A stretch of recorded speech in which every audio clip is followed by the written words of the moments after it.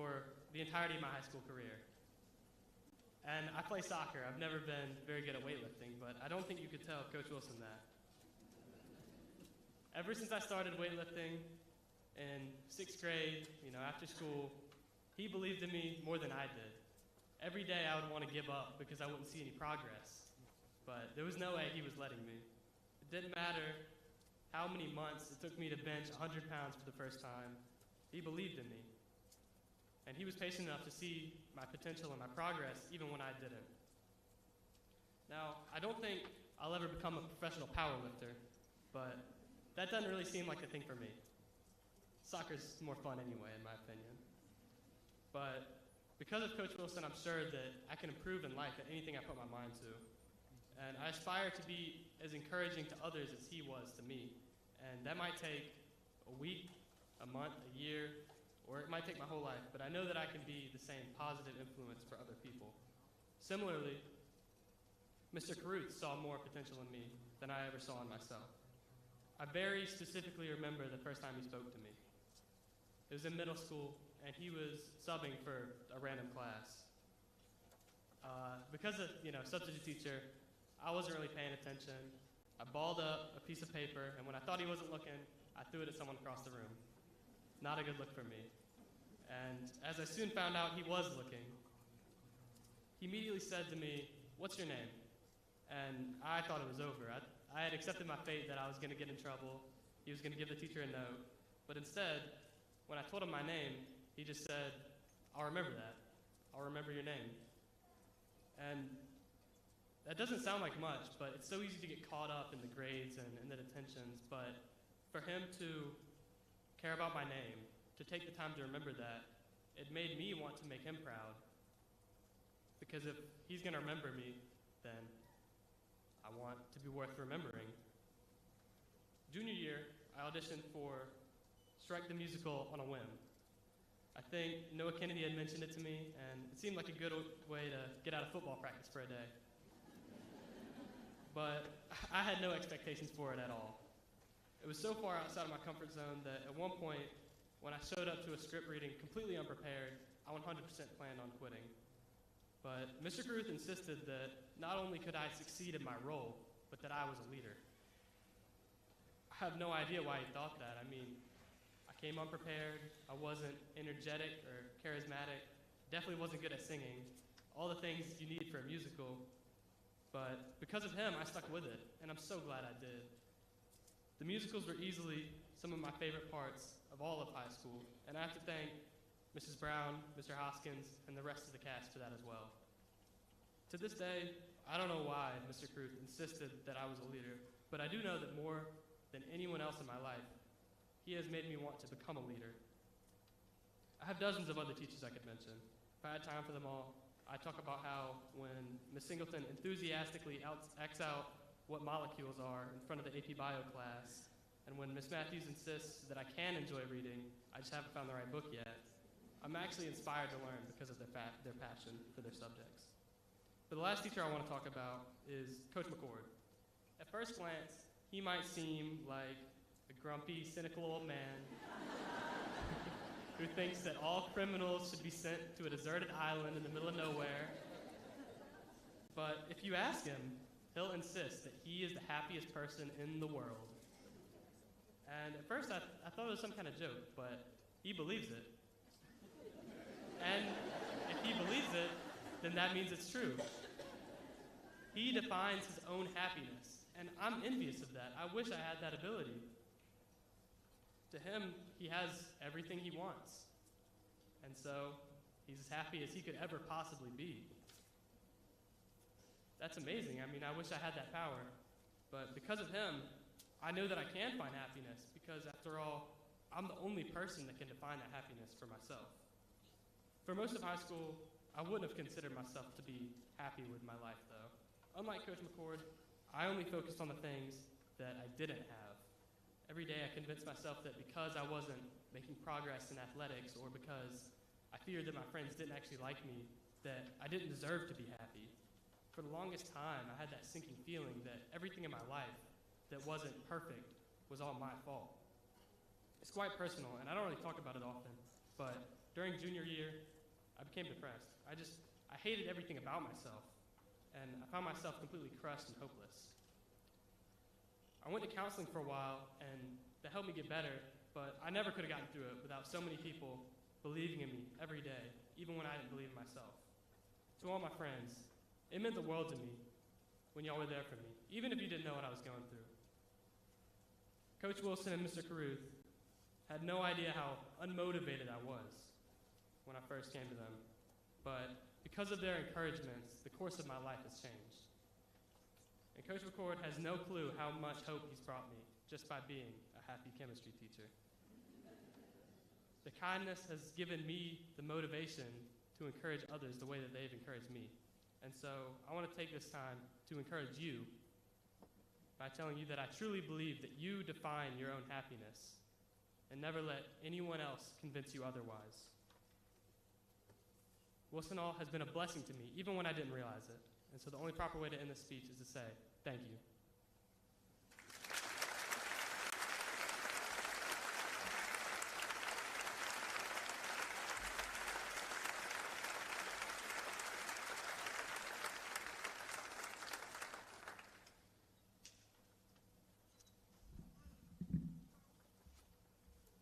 Good evening, Dr. Hayford, Mrs. Taylor, Mr. Knepp, Board of Trustees, faculty, class of 2024, students, family, and friends.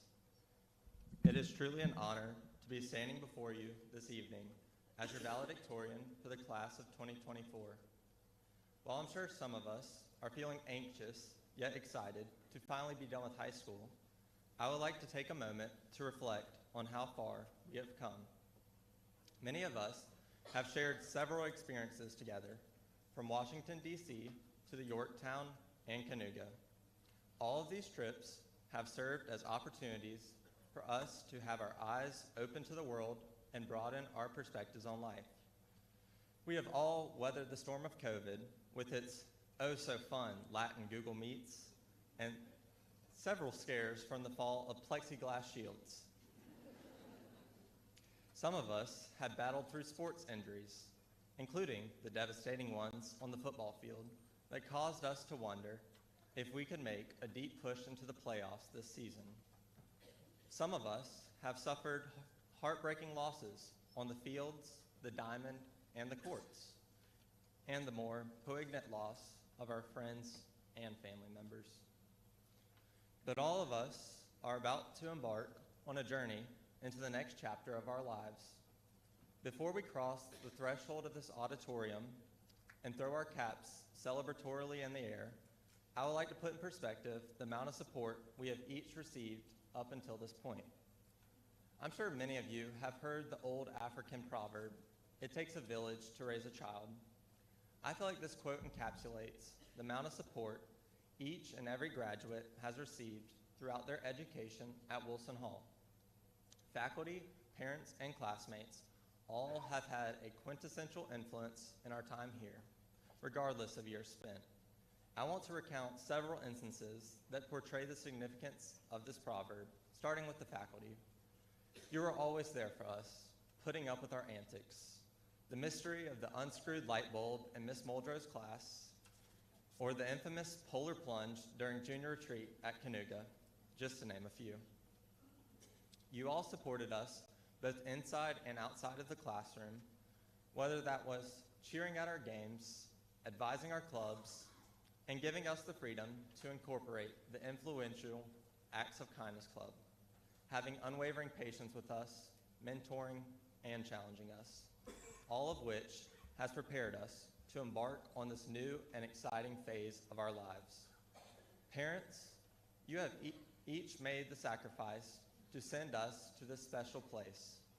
Continuously made your presence felt at the many school events, such as lower school end-of-the-year parties and field days, prom dinners and breakfast, awards days and class days. And you have been an outstanding supporting cast throughout the years. Classmates, you have each made your own mark, whether that was helping design the homecoming floats, competing in several pep rallies and class challenges, adding a creative spin to the daily announcements, or performing at a high level in and out of the classroom. While time does not permit me to expound upon the accomplishments and success each of you have had, I can confidently say we are all leaving Wilson Hall as profoundly more exceptional men and women. Without the community of faculty, teachers, and classmates who are the makeup of this village of Wilson Hall, we would not have made it to this point in our lives, this bridge to another unknown and exciting chapter. Therefore, I want to say a heartfelt thank you to everyone who has contributed to each of our lives, because without all of you, this would not have been possible. We could not have become as successful individually and as a class, and you have equipped us with confidence and knowledge that will lead us to find our own success. However, before we proceed to go out of these walls and venture on our own paths of life, I wanted to share some thoughts that I believe will aid all of us in our journeys. As we enter the next stage of our lives, we will all be searching to find our niche.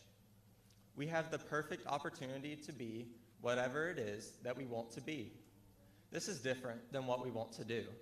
Aspiring doctors, lawyers, educators, engineers, veterinarians, computer scientists, physical therapists, museum curators, entrepreneurs, nurses, artists, construction managers, and architects.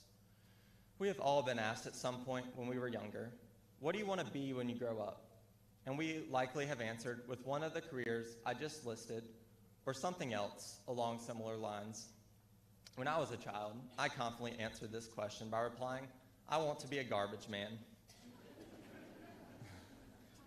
This was due to my astonishment with the weekly trash service, so I made sure to do my best impersonation by holding on to the "oh, no" handles in the car, pretending this handle helped me remain safely attached to my truck. This question has likely come up in conversation with your friends, family, or teachers within the past year, and your response may have changed, but it never actually answered the question of what you want to be. Your response answered the question, what are you wanting to do? What you want to be refers to your character, not the career path and actions you choose to pursue.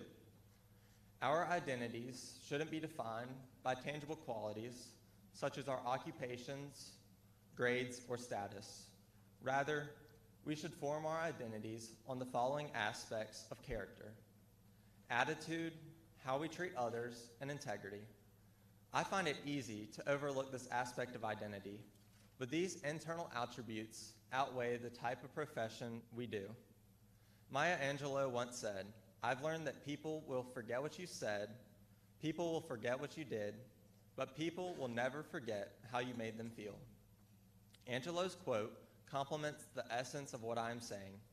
We must build our identities on the pillars of our character, and to do this, I feel we must approach the challenges life places before us with a positive outlook, a kind disposition, and the willingness to always do the right thing, even when there is no one around.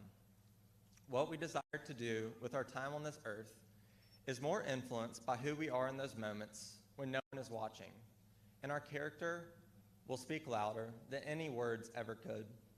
Wilson Hall has certainly fostered this philosophy, and the well-respected legacy of former Barons is not something we should take for granted.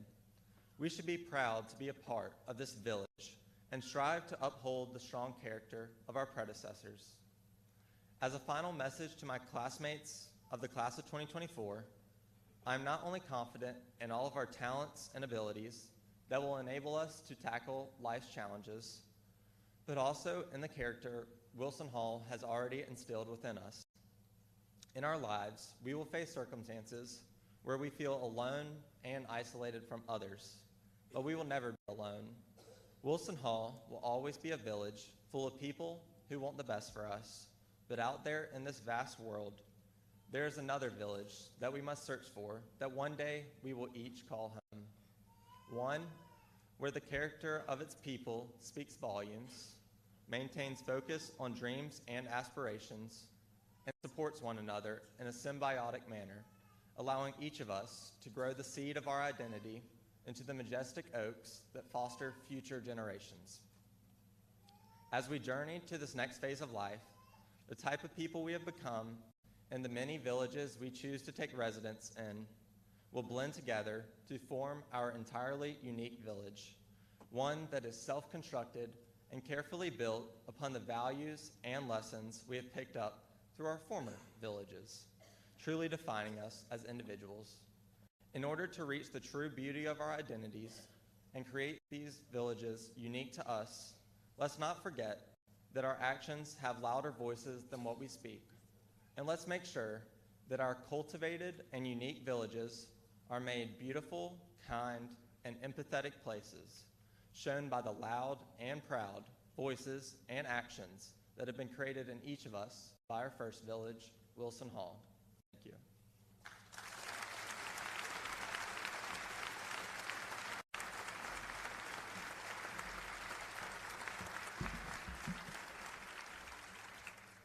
Mrs. Taylor, Mr. Kneft, fellow trustees, faculty, administrators, honor marshals, family, friends, and the class of 2024. Let me first say thank you, Jennings and Jeremiah. It's an understatement to say those were insightful words, not just for your classmates, but for all of us here tonight. We're proud of you, and you should be proud of your accomplishments. It's been my honor to serve as chairman of the Board of Trustees of Wilson Hall this year, and it's my honor tonight to introduce your commencement speaker. The board does recognize that the class of 2024 is one of outstanding academic achievement and one made up of outstanding young people. As a parent of one of the graduates, I've had the pleasure of being there from the beginning with this group for everything from Dad's Donut Day to the middle school trip to Canoga to senior prom and everything in between. I have been there for some less notable events as well.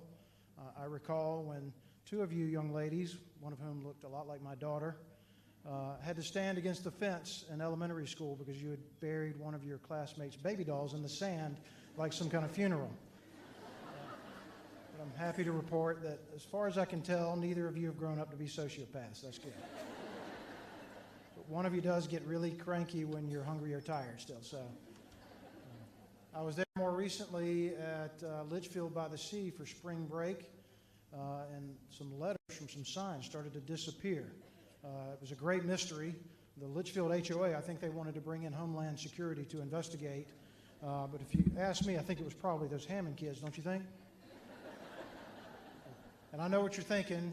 My first assumption also was that it was the LMA kids, but then I remembered they couldn't get past the security at the front gate.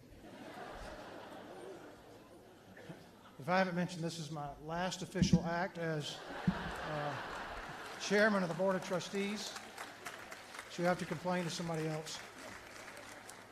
But no, the truth is, this group has not given me very much material to use to make fun of you. It's much easier to remember all the good things that you've done. I think recently when a dozen or more of you got out of your comfort zone and showed us that courage can be displayed in many different ways when you danced and sang, as Jeremiah talked about in the school play, and you made it a record-setting success. And I think one of the best parts that I remember is one of the biggest and toughest of you all taught us all how to do the shapoopy dance in the process, and nailed it with a split at the end, no less. It's good to be young. If that had been me, I think I would still today be stuck on that stage floor. But there's no doubt you've been an unusually good group. You have conducted yourselves with honor inside and outside the gates of Wilson Hall. It has not gone unnoticed. It is appreciated, and it will be remembered. And I know that doing the right thing takes extra effort, your own individual efforts, the collective efforts of your classmates, the efforts of your family members, and of course the efforts of these faculty members who've shown up yet again tonight to show their support. And I say this every year, that you may or may not appreciate them now, but soon you're going to understand just what they've done for you. They have selflessly dedicated their lives to ensuring that you have the tools for future success. And that won't end tonight. The faculty, the administration, and the board will continue to be here to guide you, advise you, and assist you in any way that we can. And that's my message to you on behalf of the board. I do have a brief message on behalf of the parents as well. And my message I give specifically to my daughter, my sweet pea as I like to call her when she's behaving. But it's a message that I know that every parent, step-parent, grandparent, or guardian, whoever that's gotten you here, whether they are here in person tonight or watching online, or whether they're up in heaven looking down on you with a big smile. I know that they feel the same way. And the message comes in part from something I read a couple years ago when preparing for my son's graduation. And it's just this: I believe in you, always have, always will. And no matter what high or low you face, you will always have an invitation home and the promise of my continued time, and more than anything else, my unconditional love. And having those things gives you a certain freedom in this life that not everybody has, and that's the freedom to fail and still come home. Because if you're not trying things that might lead to failure, you're probably not going to live up to your potential. But that freedom, that love, is a thing of great value, but only if you remember that it's there. So when the dark times come, and they probably will, please don't forget that we're there. But before we look to the future, I want you to take time to appreciate this moment. Open your minds to the words of your upcoming commencement speaker, because it may just be that his words are the answer to some challenge you face in the coming days. Your speaker is Dr. Anthony Hafer, better known as Andy to many, and like Mrs. Taylor, and like Mr. Kneft, and like me, Dr. Hafer is a proud Wilson Hall graduate. With the class of 1996, he stood on this very stage in his Wilson Hall blue cap and gown like you are today. After Wilson Hall, he attended Wofford College, where he completed a BA with majors in English and government. And his bio pointed out that this was not English government, but English and government, because I think he recognized that English government would be taking it to a whole nother level of boring. But as an English major, I can attest to that. He went on to get his PhD in English from Louisiana State University. His first published works appeared in the Barron Bulletin and the Item, but eventually he left journalism behind to become an academic. He has written and published on topics ranging from Macbeth to The Big Lebowski, but his works mostly focus on contemporary American and African American literature, as well as the literature and culture of the American South. His book, Apocalypse South: Judgment, Cataclysm, and Resistance in the Regional Imaginary, came out in 2012, and he's currently co-editing a collection of scholarly essays called Shame on You: The Uses and Abuses of Shame in the U.S. South. I'm personally hoping there's a chapter dedicated to the term bless her heart. I don't know. He has taught at LSU, Georgia Tech, and for the last 14 years at George Mason University, Virginia's largest public research university. He's an associate professor of English and the associate dean for student engagement, admissions, and administration in Mason's Honors College. In 2010, he received the Wilson Hall Distinguished Alumni Award. In 2021, he was recognized with George Mason's Teaching Excellence Award, with special acknowledgement for his efforts to engage students in high-impact and transformative learning opportunities. He lives in Fairfax, Virginia, with his wife, Kate, his daughter, Cora, age 14, his son, Jay, age 7, and a menagerie of pets. Please join me in welcoming Dr. Andy Hafer.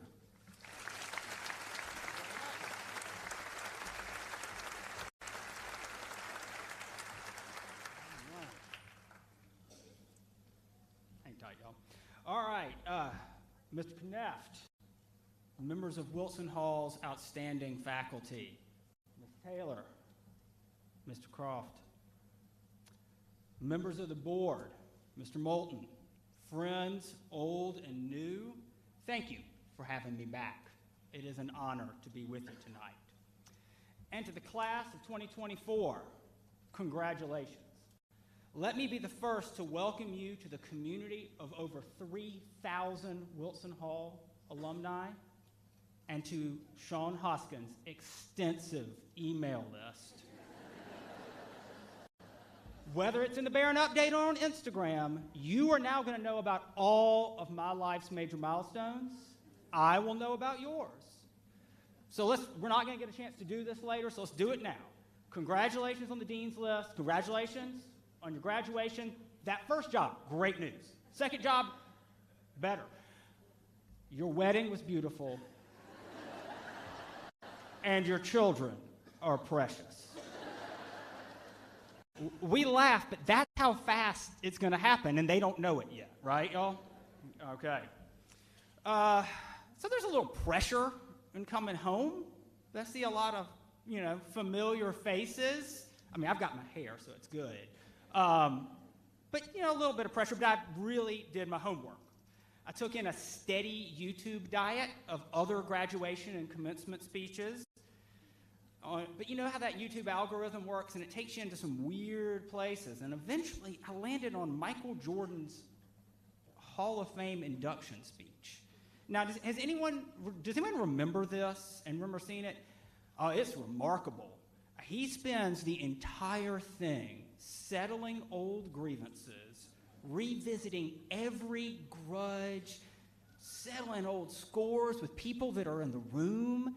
It is so petty, and it looks so fun.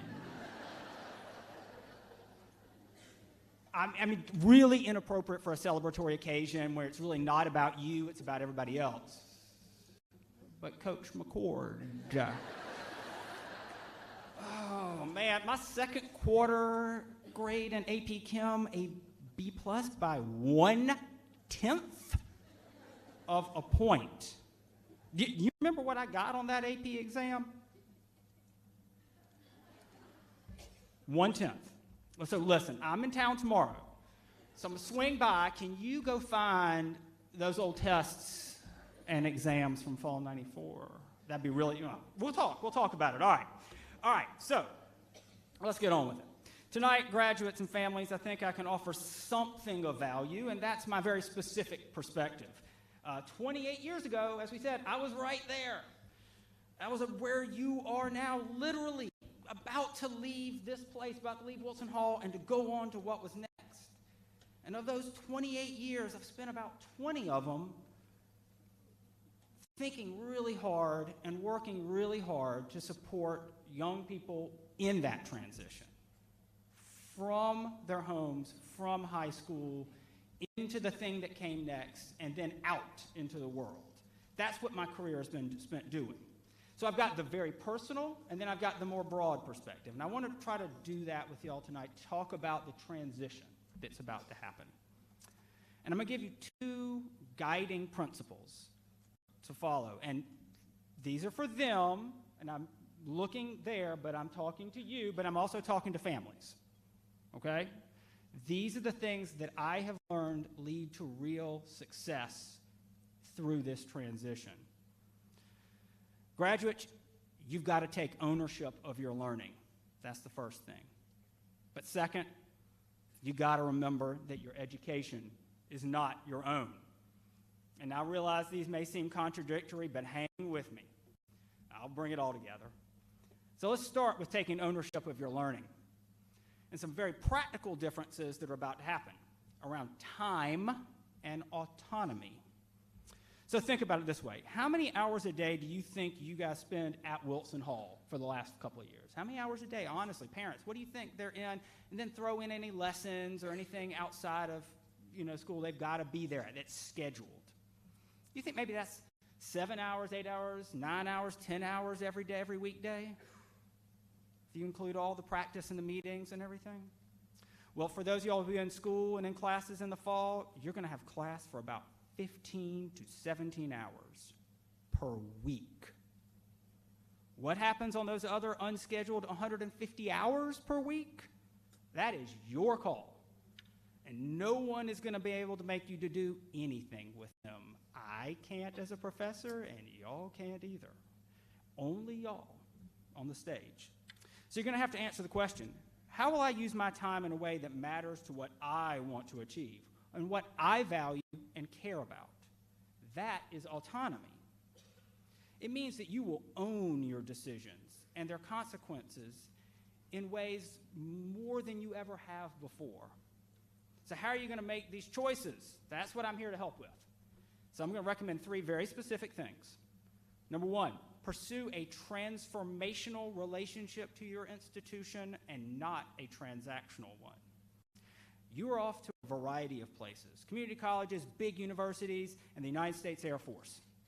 Each of these aims to cultivate the knowledge, the talent, and the skills, as well as the ethical, civic, and creative mindsets that all of us need to take on the challenges that confront us, the big questions that face us, and the opportunities that define our moment now. When you're in these institutions, If you show up every day, and that's the first hurdle, showing up every day, if you do what's required, that's the second hurdle, then you'll learn and you'll benefit and you'll move forward. But that required stuff, that baseline, is just a foundation for the really good stuff, for the truly transformational and transformative experiences like research and creative activities, travel around the world, service and civic engagement, internships and jobs, and most importantly, the opportunity to learn, collaborate, and work with people who have vastly different perspectives and vastly different experiences than your own. If you play it safe, you're going to miss these things. So don't. Take risks and don't avoid uncertainty. If something stretches you or challenges you, if your success isn't guaranteed, if you have no idea what the outcome might be, then run toward that thing and those people as fast as you can. That's the path of transformation and of real growth, not of just showing up to get a piece of paper at the end. Fortunately, and this is going to bring me to the other two things I want you to do, is to remember that you're not going to have to do this blind because, second thing, I want you to seek out mentors. They will help you navigate those opportunities and open you up to even more of them. I can't emphasize this enough. Jennings and Jeremiah did a really great job of talking about the things that happen in the classroom and then the real mentorship that happens outside. And I think Jeremiah, you did a great job of saying like how you didn't even have to ask for it. It was there. And that may be the case where you're headed on occasion. But more than here, you're going to have to go take responsibility for cultivating those relationships and developing those mentorships. Be grateful for these people who've helped you so much, but put in the effort where you go next. So quick pro tip, professors like me have office hours. We're just sitting there waiting for someone to come talk to us. And I promise you, our families, our kids do not care about the things we teach. I am fairly certain, Ms. Croft mentioned my book. I am fairly certain I am the only person related with my DNA who has read that book. Or my last name, so that includes the other human in my house. The dogs heard me out loud kind of doing it, but no. So go to office hours, meet with advisors, get to know your superiors and your supervisors. All right, third thing, when things get tough, be confident enough to use your resources, and that includes asking for help. You didn't get onto this stage without the help and support of others, and you're not going to get onto the next one without it either. But fortunately, there's no shortage of those resources wherever you're headed in the fall. There's an entire infrastructure designed for your support, tutors and peer mentors and all kinds of people. And yes, your professors, your advisors, your superiors. Don't wait for it to come to you. And don't be afraid or ashamed about asking for help. Be grateful that it's there and use it wisely. So, wrap this up real quick. To take ownership of your learning, go after the good stuff, find people who can guide you, and use the resources at hand. Families, remind them of this when the going gets tough, right? Or the going gets really fun and maybe they don't pay attention to the good stuff. All right, but the fun is the good stuff too. All right, now, all of what I just said is a matter of what and how. But let's talk about why. Why should you do this stuff? And that's where we come to the idea that your education is not your own. Remember, I said these places you're headed all aim to foster the knowledge and skills and talent that our world needs right now. That means that you, the specific you, or the individual you, are not their explicit mission or purpose. And how could you be? Because they existed before you got there and they're going to exist long after you leave. But while you're in them, you're going to be the immediate object of the mission, the thing through which it will be achieved. But you're also going to be an active participant in the fulfillment of that mission and purpose. You see, it's by cultivating the individual that we cultivate healthy, strong, resilient, innovative communities. And so we're all invested in your education. We all have a stake in what you do with the opportunities in front of you. So I wear a couple of hats at work. I'm a deanlet, right? An administrator and a professor. Not quite a dean, but sort of right there with the title in front. And I get to play English professor and literary scholar, though, some days of the week. And lately, I've been working on this essay about 3 contemporary Southern nature writers. And there's this woman from Georgia, Janice Ray, and then there are 2 native South Carolinians on the list. John Lane, a retired professor at Wofford, and I think a few of you in this room may have taken a class with Professor Lane at some point. Actually, I know some of you have. And Drew Lanham, a professor in Clemson's Forestry and Environmental Conservation Department, who's had this amazing second career as a poet and essayist. Take a class with him if you're going to Clemson. I mean, you shouldn't go to Clemson, but if you're taking go for it. All right. But some people believe that you could, everybody has their own opinions about that topic. Anyway, much unites these 3 writers, but I've come upon a difference. Ray, the Georgia native, writes movingly but achingly about the wildernesses of the South, elegies that mourn the wild spaces that have been lost and those that soon will be. Despite these realities, Lane and Lanham consistently find joy and wonder in the resilience of wildness, which somehow persists in in-between spaces. For Lane, that's coyotes creeping in and hawks flying above southern suburbs. For Lanham, that's paddling on wild rivers, but also the very human relationship to land that comes from cultivating it over generations. So a few months ago, I shared this sort of burbling idea with Professor Lane because mentorship doesn't have to end. You can call those people years and years later. And he and I laughed. Maybe this difference has to do with which side of the Savannah River these writers are from. For the South Carolinians, maybe it's the dumb sparrow of it all. Maybe, to paraphrase our state motto, while Lane and Lanham breathe, they hope. But Lane had another hypothesis. While Ray lives by her writing, he and Lanham are educators, and they've spent most of their working days with young people, watching them fail and succeed, learn and progress, take risks, and become contributing members and leaders in their fields and in their communities. It's really hard to be without hope. It's really hard to despair totally when that is your everyday reality. It's hard to despair when your job is to look forward and think about potential. And this sort of hope isn't a blindness to hard reality. It's a conscious choice to cultivate possibility in the face of what's scary. So I haven't lived in South Carolina for a long time, but I still have that kind of hope. I live in Virginia now, which, like Kentucky and Massachusetts, fancies itself a commonwealth. I like that, the Commonwealth. We don't say the state of Virginia, we say the Commonwealth of Virginia. And it emphasizes that we're all in this together. It emphasizes our shared well-being. And that's the story of your education, and my education here. It's meant for our commonwealth. It has been and will be yours to do with as you choose.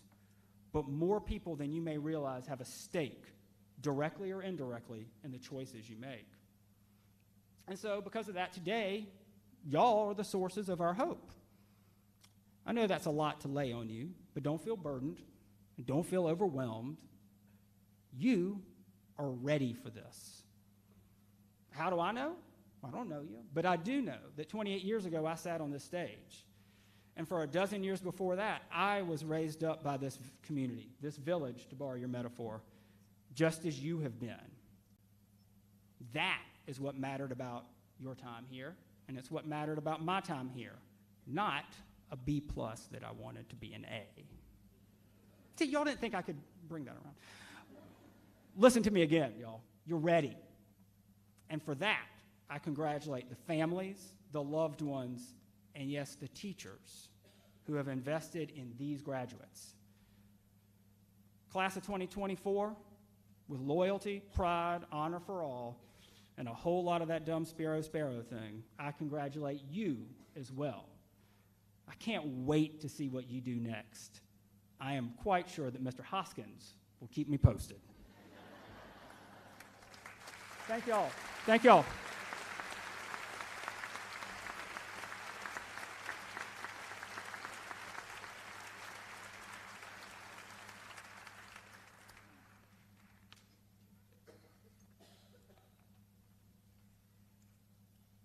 Mr. Knaff, Professor Hafer, Mr. Croft, members of the Board of Trustees, faculty, parents, and members of the graduating class, it is my great pleasure to present the John S. Wilson Award.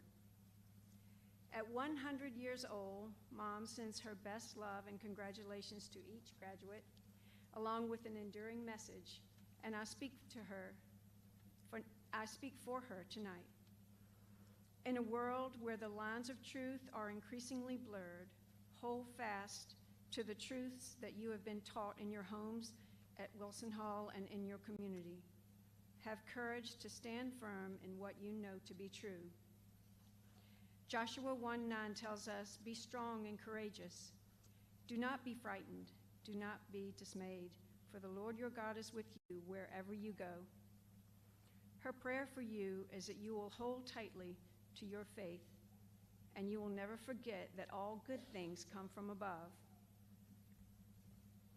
This award is the highest honor a student may receive, and it's the only award given at graduation. The selection of the recipient is made by a unanimous vote of the John S. Wilson Award Committee, which is composed of the headmaster, one faculty member, one member of the executive committee of the parents' organization, one member of the Board of Trustees, and one member of the John S. Wilson family. Nominations are made from the upper school faculty and then submitted to the committee. The award is given to the outstanding senior who has maintained an honor level in his or her academic achievement of 4.25 or above, has a high moral character emulating the qualities of a gentleman or a gentle lady, has exhibited impressive leadership qualities, and has made outstanding contributions to Wilson Hall, to the Sumter community, and to the church, and has attended Wilson Hall for his or her 10th, 11th, and 12th grades. The vote of the John S. Wilson Award Committee is taken by secret ballot. It must be unanimous, and if a candidate cannot be agreed upon, the award is not given. Tonight, we have another worthy recipient. She is an honored leader. She has completed 5 advanced placement courses, including AP History, AP Music Theory, AP English Language, AP Government and Politics, and AP Computer Science Principles. She was in the French Honor Society and is a Life Scholarship recipient. During her 4 high school years, she was a member of the Beta Club, which emphasizes academic achievement, character, leadership, and service. She is a grateful leader. She traveled on a mission trip to Peru her senior year, and in her own words, she says, "Love has nothing to do with what we have, but with what God has given us in our hearts and through the wonderful people around us. I have learned how important it is to show my love and gratitude to the people in my life." She lives out her faith in her church, school, and community. She is a member of Christ Community Church. There she volunteered for kids ministry, participated in the youth group called 320 Students, and traveled on a mission trip to Birmingham, Alabama. She volunteered for Feed My Starving Children, which provides nutritionally complete meals for malnourished children worldwide. She served the Sumter community through the Key Club and participated in the Dance Marathon, which raises money for Prisma Children's Hospital. As president of the Fellowship of Christian Athletes, she coordinated the morning devotions, which were aired to students over the school loudspeaker. She is a confident leader. She is a positive leader who humbly and naturally completes her responsibility, always coming from a position of faith. She was a founding member and officer of the Acts of Kindness Club, better known as the AOK Club. She was a Barron ambassador to school visitors and on the yearbook staff. As a senior superlative, she was voted most school-spirited by her peers. She is a team leader. She played volleyball for all 4 of her high school years. She was JV co-captain in the 9th grade and varsity captain in the 12th grade. She received the Barron Award, Captain's Award, and received the American Volleyball Coaches Association Best and Brightest Award. She was an all-region player and was on the all-star team. She played basketball for all 4 of her high school years. She was JV co-captain in the 9th grade and varsity captain in the 12th grade. She was voted most valuable player, most improved offensive player, player of the week, best teammate, and Lady Barron. She was an all-tournament player and an all-region player. She played softball for all 4 of her high school years and was captain her senior year. She received the Game Changer Award, Best Defensive Player, and was on the All-Star team and the All-Region team. She was on the varsity track team for 2 years. She also played club softball, which is a traveling team, for 2 years. She played sports 12 months out of the year, never missing an opportunity to influence and encourage and empower a teammate. It gives me great pleasure to present this year's John S. Wilson Award to Sullivan Jarecki.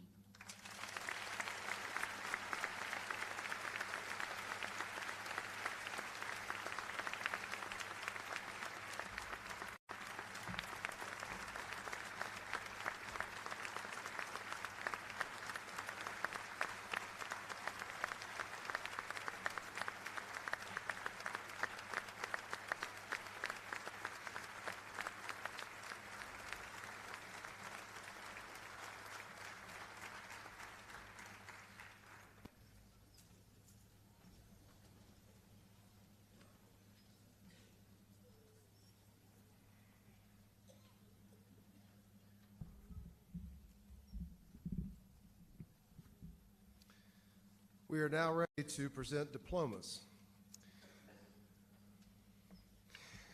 As we do, please maintain the sacredness of this tradition and the rite of passage by remaining silent, perhaps saying a prayer for each member of the class as their name is called and they walk across the stage.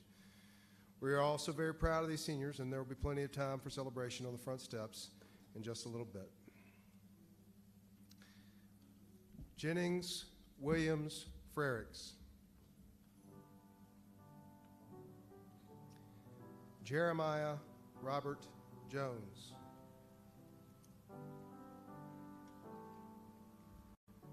Davis Manning Lee. Helen Tyler Fitzpatrick.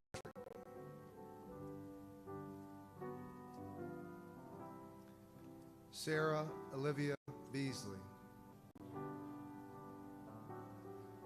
Grayson James Elliott Mason Arscott. Riley Cora Bath.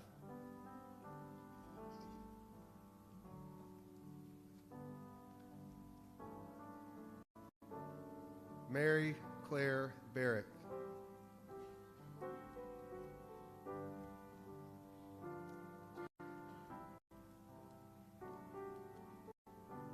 Ann Weathers Blankenship.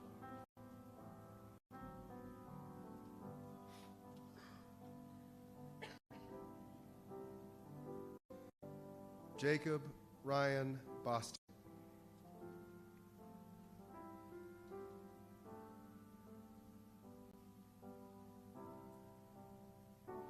Andrew Malachi Brown.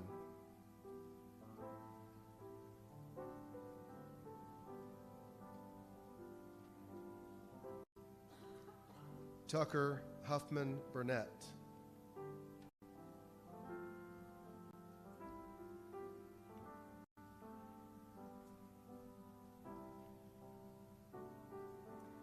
Daniel Mateo Burton.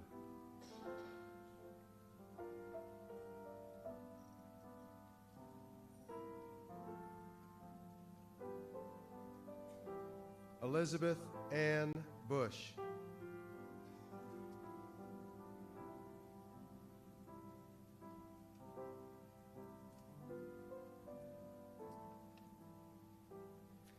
Almira Renee Caceres.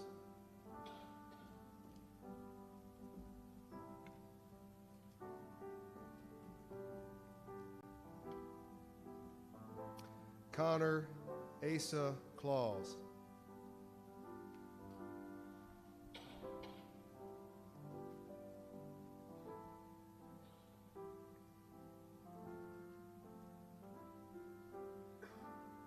Catherine Wallace Croft.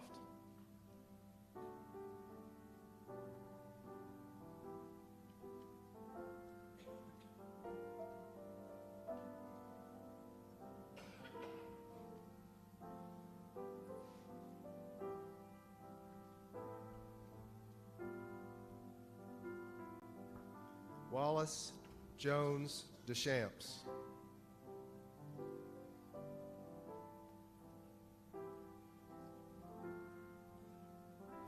Leslie Julieta Diaz.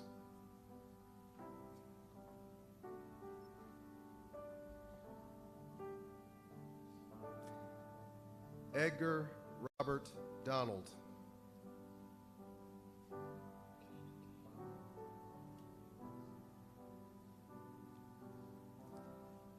Allie Reagan Fiddler.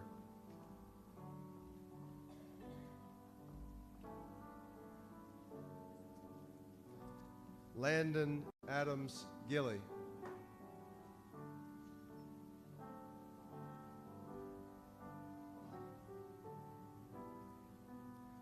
Mary Margaret Griffin.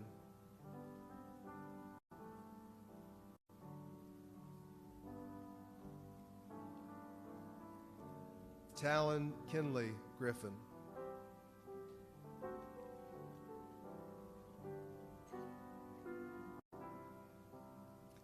Isabella Sophie Grzinski.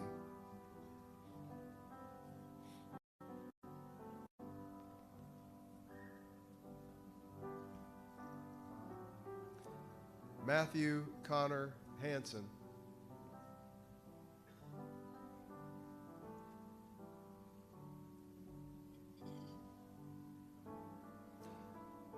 Mackenzie Jean Helms.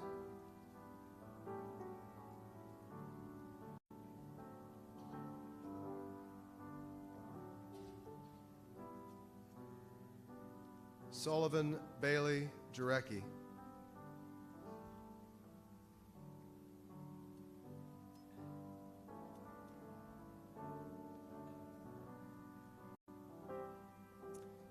Anthony Walker Jones.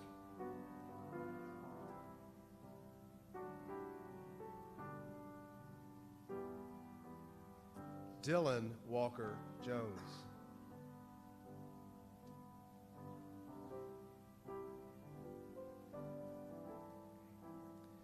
James Clark Kinney.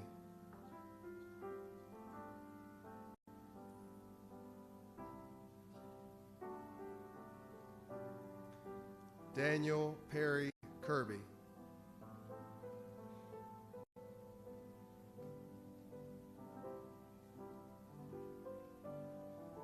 Mary Emerson Leard.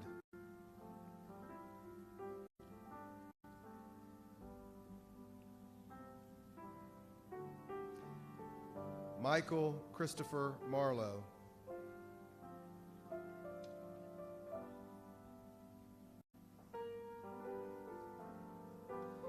Caroline Elise McElveen.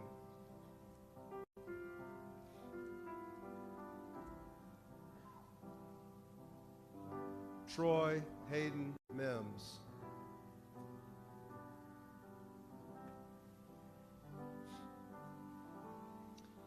Margaret Elizabeth Norris.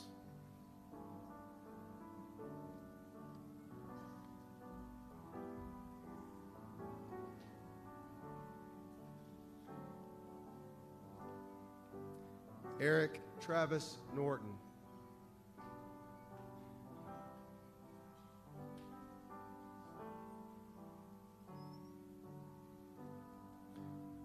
Rain Gaiman Owens.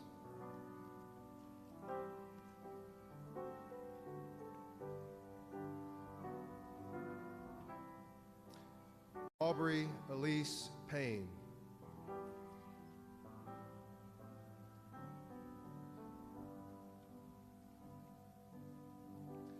Luke Thomas Peterson.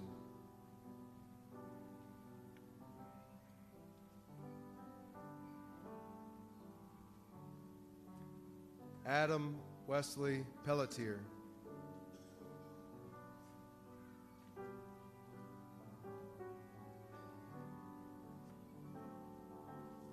Benjamin Huntley Reynolds.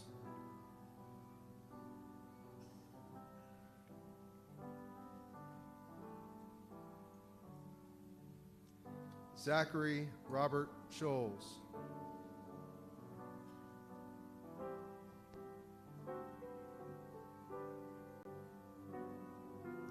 Maury Lee Schuler.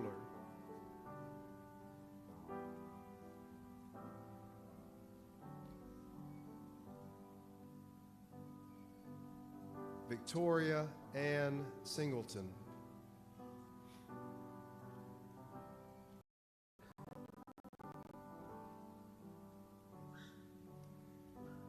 Ava McKenna Slowanek.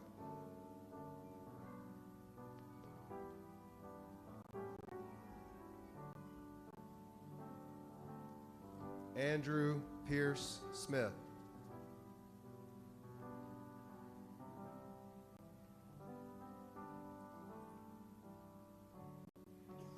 Addison Taylor Horton.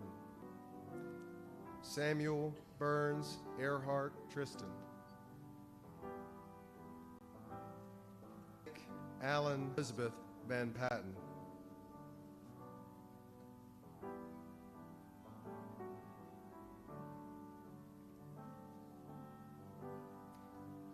Miles Edward Van Patten.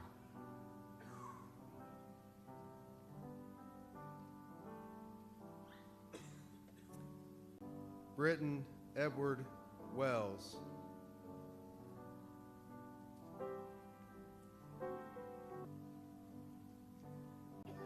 And Bennett Vandiver Wilson.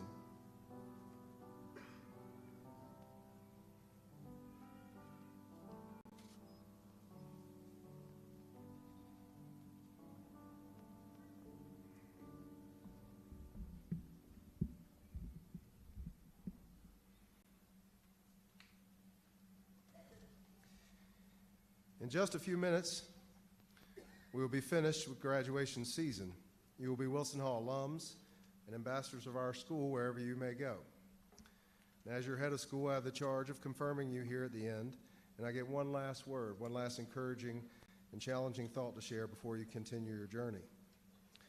I found one of the hardest transitions for new high school graduates is how to handle this sudden shift to a world where anything is possible, where your only boundaries are the ones you establish for yourself, the ones you agree are best, and where, now that the Wilson Hall Student Handbook no longer applies, you're not always held accountable, at least externally, for your decisions.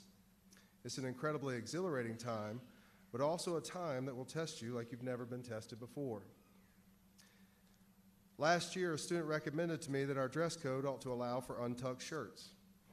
A seemingly reasonable request, one that would save the faculty a lot of headache, certainly make our lives easier, win a few friends.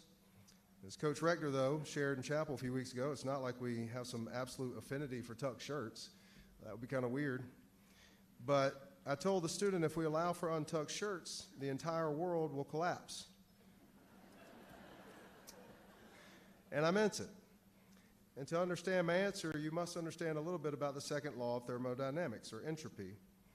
The reality that systems in the world naturally trend towards disorder.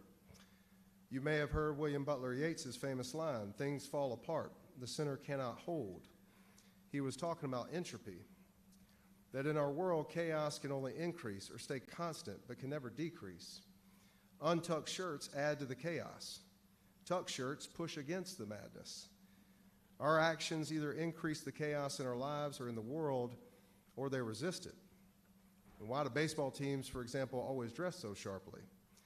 It's a symbol of united order standing against the chaos of a little white ball that could go anywhere at any time.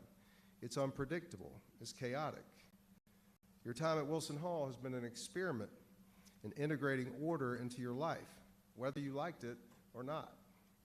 Being on time, making sense of complicated math, demonstrating manners, doing homework, the list goes on.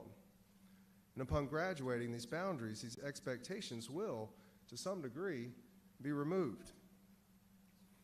Now, do you remember the first time your parents gave you cash and trusted you not to spend it all on candy at the concession stand? Money your parents give you is always easier to spend, and in some sense, it's not worth as much. You didn't earn it. A month ago, I gave my daughter some money for the state track meet in Charleston. I told her to pay for her food and not to get, any junk or anything like that. As she was returning home, she sent us a text message with a picture of the new skirt she just bought. We hadn't talked about that. But I wasn't surprised, right? I wanted her to spend the money responsibly. Of course, she wanted something immediately gratifying. This money is sort of synonymous with integrity. If it's not been earned, it's easily spent. And this is a microcosm of the challenge that lies ahead for you. In some sense, your parents and teachers have buoyed your morality, your integrity, by setting boundaries for you, hoping that you will see that order is superior to chaos, that responsibility and freedom are married. But now this choice is up to you. What boundaries will you set for yourself? What resources will you draw from? It's now time to demonstrate your integrity in a new setting. And we must remember that integrity is not a noun. It's not something you possess. It's something you practice. Integrity is active. When integrity is treated as a noun, as a thing we either have or not, we get the sense of our own moral superiority. I have integrity. And that's a dangerous place to be. We are not, no matter how much we wish it, on the boat with Jesus, waving at all the drowning sinners. The boat could be our wealth and our social status, our political party, our intelligence, how good we are at following the law, where we went to school, whatever we hide behind. But we must never forget that Jesus didn't stay on boats. He walked on water and offered a hand to those drowning and led the way to surer footing, which is and always will be your duty.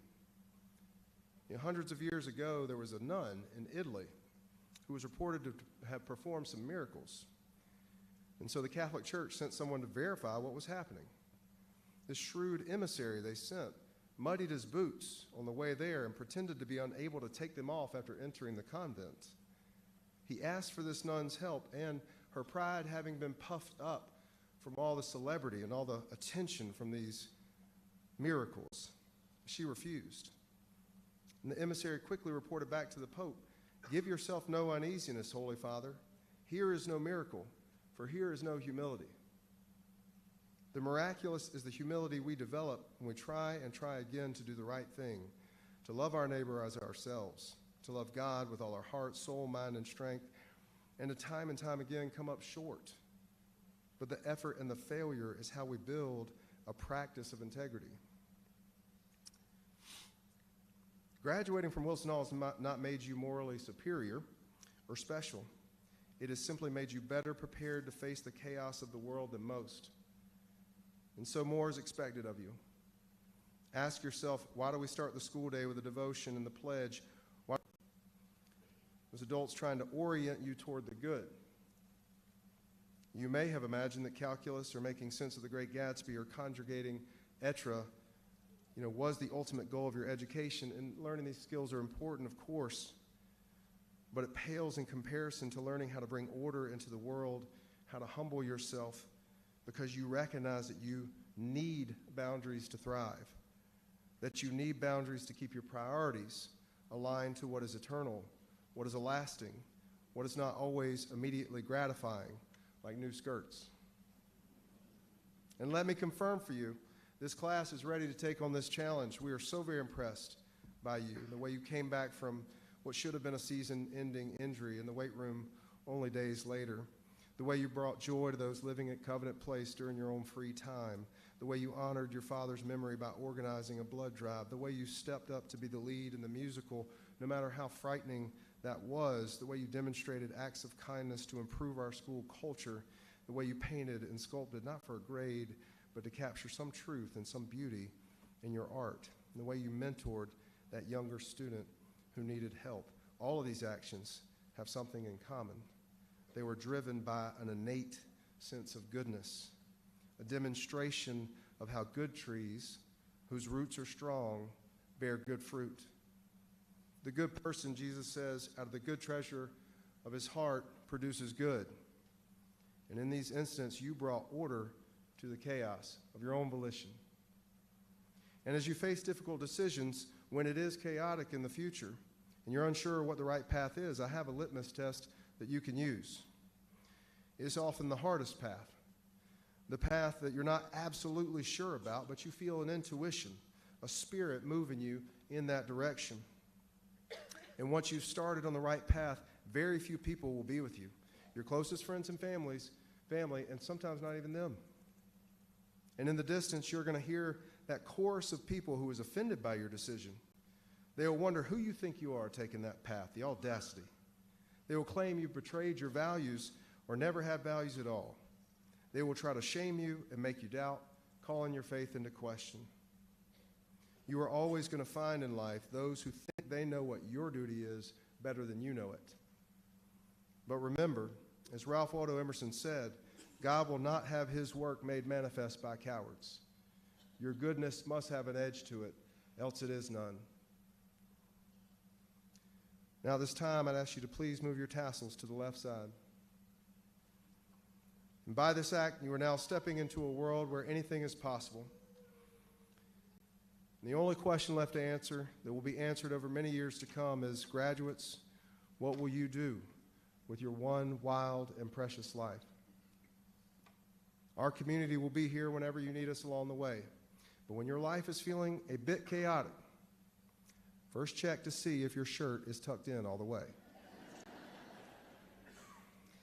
Please now stand for the class of 2024's final singing of the Alma Mater.